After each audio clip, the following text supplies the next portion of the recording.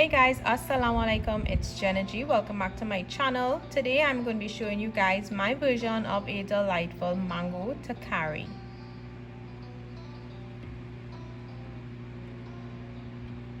These are all the ingredients that we will need for this particular dish. The exact measurements can be found on my website listed to the bottom of the screen. Mango takari is a classic vegetarian dish that we enjoy a lot with curries at events such as weddings, Diwali, and even Eid time. To start things off, I'm adding some oil to my pot over low heat. Once it's nice and hot, I'm going to be adding the onions and the peppers, and I'm just going to saute this. I'm also going to be adding in my curry leaves as I want these to fry up nicely in that oil as well. Next, in goes the curry powder and the most important ingredient in making mango takari, the Amchar masala. Of course, I am using the JGM Products line of curry powder and Amchar masala, so you guys get your hands on those. I'm going to be toasting this up really nicely, frying up there really nicely, and I'm also going to be adding my garlic to it. Now you want to make sure that Amchar masala is cooked properly, so you're going to keep stirring it up. I'm going to be adding some water to it.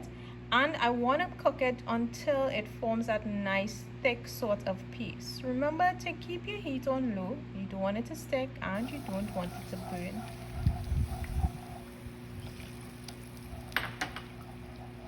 So once it starts thickening up, this is what it's going to look like.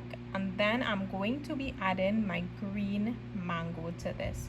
So this mango, we usually get it frozen here. I sell it in a lot of supermarkets and also on the markets as well.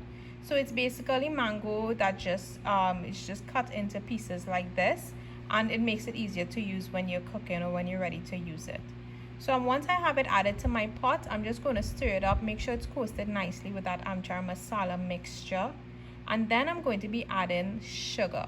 Now bear in mind, as you go along and coming down to the end of the cooking process, you can adjust the amount of sugar that we're using in this. Depends on the type of mango, and it depends on how sweet you want your mango takari to be. So we're going to mix that up nicely, and then I'm going to be adding some water. Enough water to cover the mango in the pot, because the next thing you want to do is just let this continue cooking until that mango is nice and tender.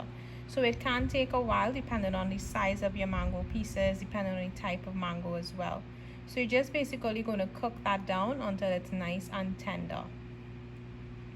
So at this point, I realized that my pot was probably a little too small. So I actually ended up transferring it across to another pot, wider base and much easier to work with. So you're going to let this cook down. That sauce is going to thicken up. Now remember, you can add water as you go along as well, and add sugar as you go along as well. So once that sugar mixture, the Amchar masala mixture, that liquid in there thickens up, it's going to coat all those pieces of mango so nicely.